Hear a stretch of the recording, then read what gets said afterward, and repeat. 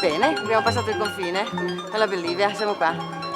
E velocemente andiamo a Tiwanaku, che si trova solo a 20 km dalla riva del lago Titicaca. Siamo a Tiwanaku, il sito più controverso e più misterioso del mondo, veramente. E guarda che cosa c'è qua! Ancora la ferrovia, che da Tiwanaku portava lo stagno fino a Puno e poi al Pacifico. Ancora adesso la Bolivia esporta minerali di tutti i tipi ed è forse importante anche proprio per questo. E allora mi chiedo ancora una volta se questo luogo che era così importante per questi minerali non fosse importante anche nelle epoche antiche e quindi se qualcuno non fosse venuto qua per estrarre il famoso stagno. E a proposito, Tiwanaku, che cosa significa? Il professor Sitchin, studioso della lingua sumera, dice che in sumero Titi vuole dire città e Anaku stagno e aggiunge che il bronzo composto da rame e stagno apparve in Mesopotamia attorno al 3500 a.C., ma che nel 2600 a.C. le riserve di stagno cominciarono a scarseggiare per poi riapparire 400 anni dopo. Importate da dove? Da qui? Quando cominciano a venerare al sole, cominciano a chiamarsi Uru. Uru vuole dire figlio del sole. Come tra i Sumeri! In che lingua? In Pukina. C'è quindi un collegamento tra gli Uros e i Sumeri, anche linguistico. Allora, l'ipotesi di una migrazione dal Medio Oriente alle Ande alla ricerca del metallo non è così strana. La possibilità di un contatto tra le due culture è testimoniata anche da ciò che mi racconta Sitchin. In La Paz, In La Paz there is a small museum. c'è un piccolo museo. In cui è conservata una ciotola di pietra molto misteriosa.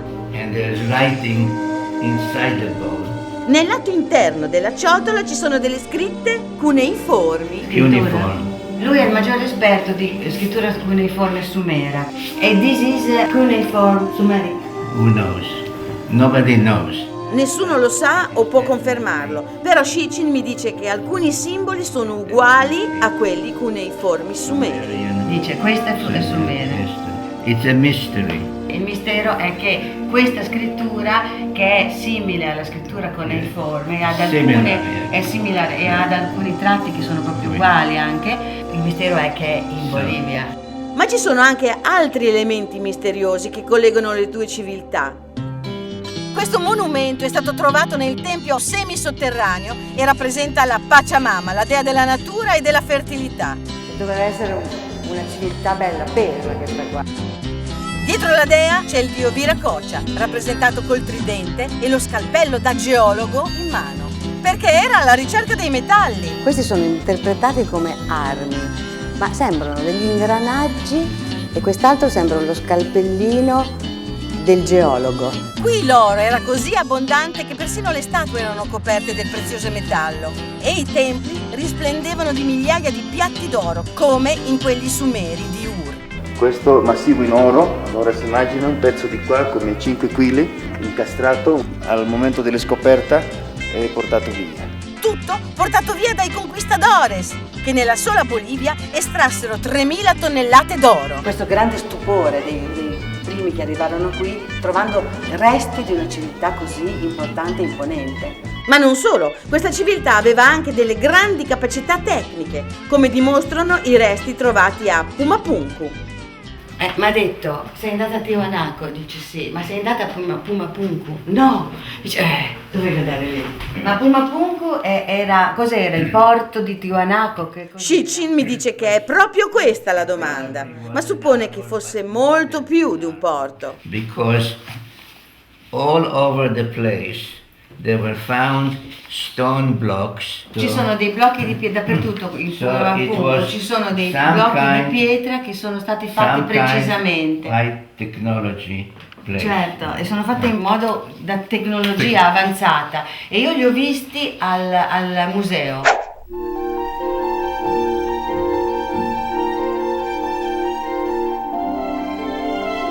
Solo i persiani hanno sviluppato le stesse strutture, noi tecnologicamente sullo stesso I tempo. persiani sono di là. e poi giunti, fatti con una lega simile al bronzo. Come facevano a fondere il bronzo? In modo non in un'officina, ma in un luogo dove appunto c'erano queste pietre. Avevano un forno a così alta temperatura ed era trasportabile. Poi ci sono comunque degli oggetti che sono scolpiti per una funzione che sembra quasi una funzione meccanica. Cioè quello sembra, non lo so, sembrano dei denti di qualche cosa che debba girare, che debba fare qualche cosa di meccanico. Quindi l'idea di Tiwanaku, anche solo come centro cerimoniale, può cambiare e può farci pensare che in 5.000 anni avanti Cristo, anche di più, come vedremo dalle datazioni che vengono fatte seguendo la posizione del Sole, possa aver avuto un'altra funzione. Questa di Tiwanaku era una civiltà assolutamente avanzata. Professor Sitchin, sono in missione per lei, sto andando a vedere questi grandi massi che costituiscono la base della piramide. Questa è la piramide di Akapana, la piramide che rappresentava la parte più alta, più spirituale. Erano 7 gradini diversamente colorati che arrivavano a una sommità piatta nella quale c'era la croce delle Ande, che era fatta a piscina e che conteneva l'acqua che permetteva agli sacerdoti che stavano là sopra di vedere il cielo rispecchiato dentro l'acqua, quindi di poterlo studiare. Ecco, questo è il grande tempio che si può ammirare dall'alto della piramide. Questi grandi massi venivano presi a 50 km da qui, probabilmente spostati sul lago Titicaca, sull'acqua, e poi trasportati non si sa bene come. Fino a qua. Ed ecco un aggiornamento importantissimo. Soraya del gruppo Akakor di speleologi e archeologi ci ha portato un filmato che ci fa vedere l'interno della piramide, cioè voi siete riusciti a entrare dentro a quel tunnel che c'è nella parte superiore della piramide. Questo tunnel e gli altri che abbiamo scoperto di conseguenza portano all'interno della piramide di Akapana. È molto difficoltoso, dobbiamo procedere a tastoni.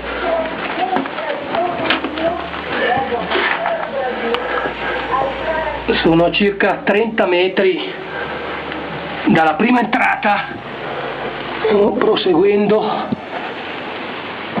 nel fondo del tunnel, e qui c'è l'esterno. Ciao Lorenzo. Hola. Chiedo, buona. Siamo qui proprio all'interno di uno dei tunnel, dei tanti tunnel che ci sono qua dentro di questa piramide, proprio in un punto del tunnel dove c'è stato un dissestamento dovuto a un sisma che c'è stato a qualche migliaia di anni fa. Questo tunnel rilembriamo che ha 4.000 anni e siamo proprio nel punto dove troviamo una graffa in rame che sicuramente teneva 2 blocconi di pietre e che con il dissestamento è venuta fuori per la prima volta.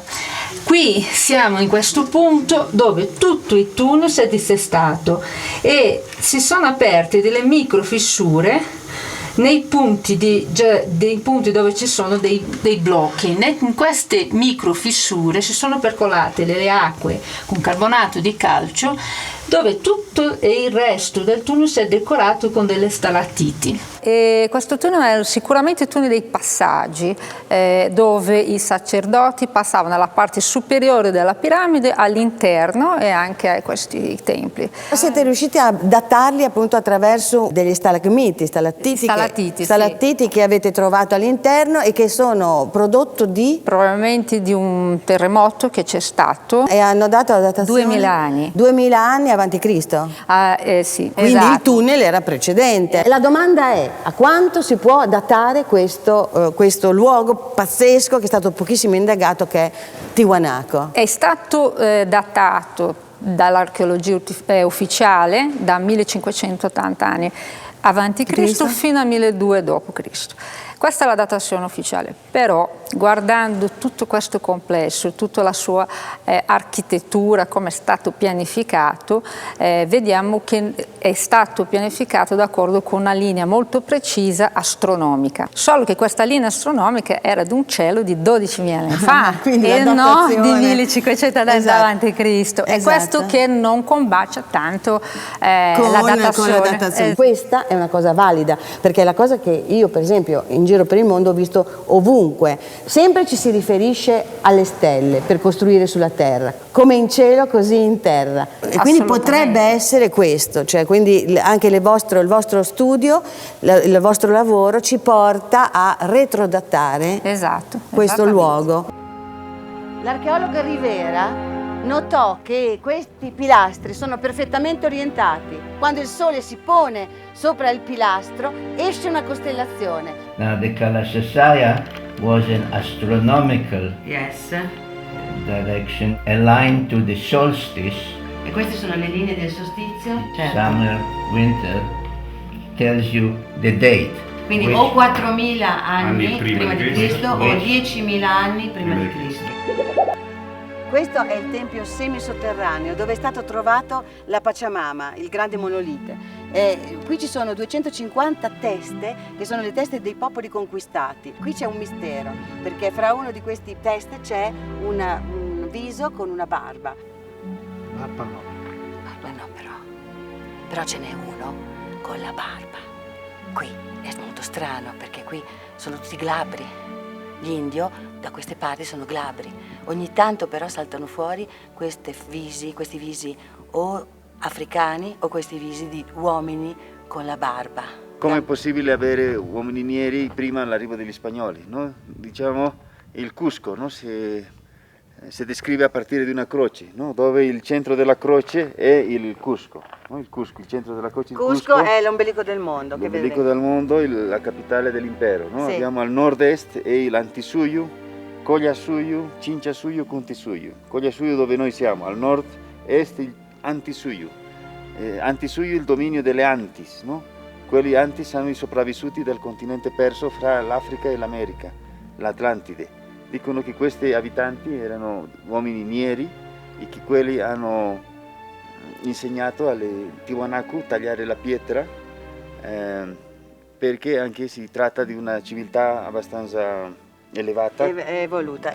Questi uomini neri non sono poi così misteriosi, potrebbero essere i famosi Olmechi, che sono gli uomini neri che vennero in America Latina dall'Africa naturalmente, forse probabilmente dalla Nubia, quindi venivano dall'Egitto, venivano sempre dalla Mesopotamia, avendo una conoscenza molto importante della lavorazione dei metalli e della lavorazione della pietra. Sono loro che possono aver dato un'informazione, aver dato il know-how, diciamo, alla popolazione per la lavorazione della pietra.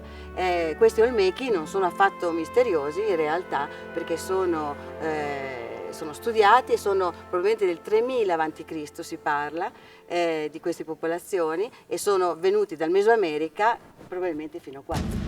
Già, ma la statua dell'uomo con la barba? Dov'è? Vediamo dov'è. Ma dov'è? È addirittura al centro del tempio. Ed eccolo, con Tiki, l'essere con la barba. Fu usato anche come simbolo dalla spedizione di Thor Heyerdahl dai polinesiani come collegamento. C'è da ricordarsi anche che i Tiki sono dei monoliti, sono degli dei che vengono anche adorati in Polinesia. Il volto dell'uomo con la barba è presente in tutto il mondo. A volte è scolpito sulle montagne ed è una raffigurazione antica che ricorda il dio Viracocha, che è anche rappresentato sulla Porta del Sole. E questa è la Porta del Sole.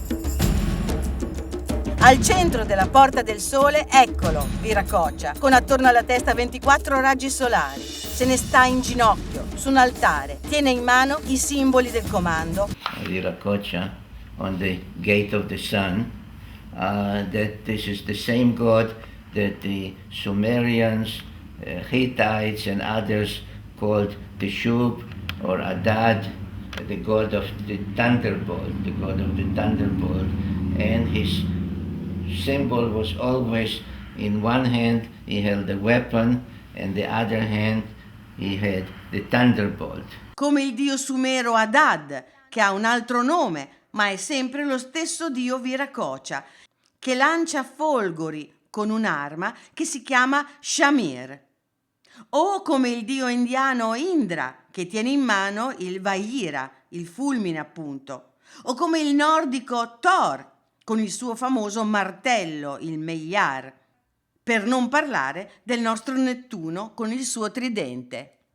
Ma dagli occhi escono lacrime. Piange lacrime d'oro. Anche per gli Aztechi le pepite d'oro erano chiamate le lacrime degli dei. Erano la fatica degli dei. L'oro era la fatica degli dei. Che erano venuti qui, come facciamo ancora adesso, ad estrarre l'oro e i metalli preziosi di cui è ricca questa terra. And they came here because they needed gold. Sono venuti qua perché avevano bisogno di oro.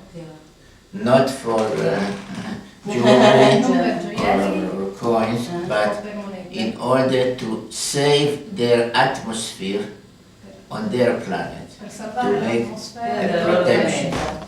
E l'oro è lo scopo per il quale Viracocha venne inviato qui sulle Ande, in un luogo difficile e inospitale come questo. E forse è per questo che piange lacrime d'oro. E a questo punto voglio aggiungere una scoperta che nessuno, mi sembra, ha ancora indagato.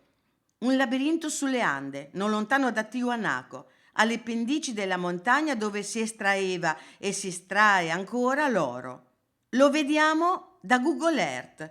Non è il solo in questa zona, ma la sua grandezza e precisione fa veramente pensare. Chi parla solo in termini di spiritualità può pensare che questa sia una croce andina, ma a me viene in mente una perfetta struttura di decantazione del metallo.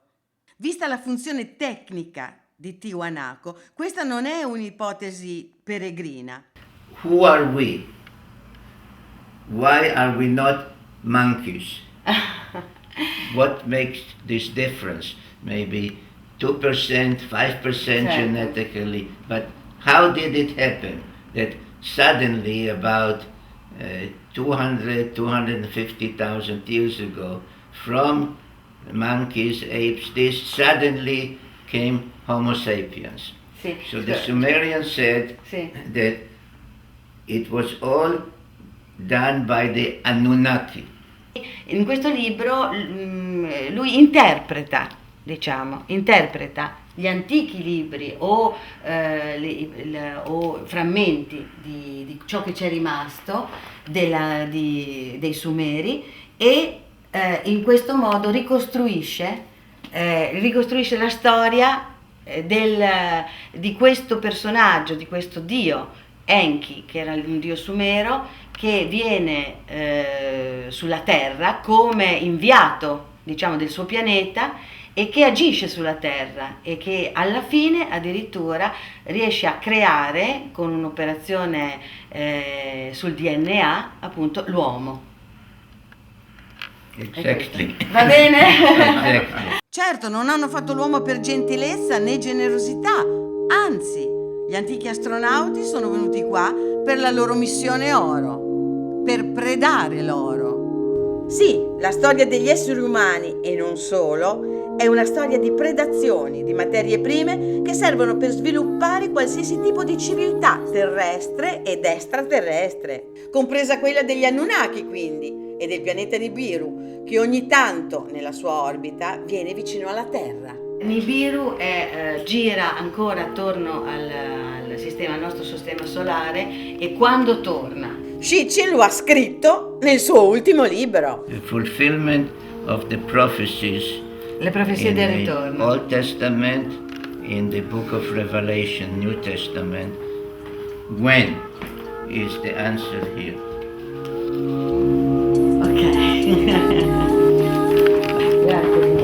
Grazie. Mi fa molto piacere ritrovarlo e gli faccio veramente tanti auguri.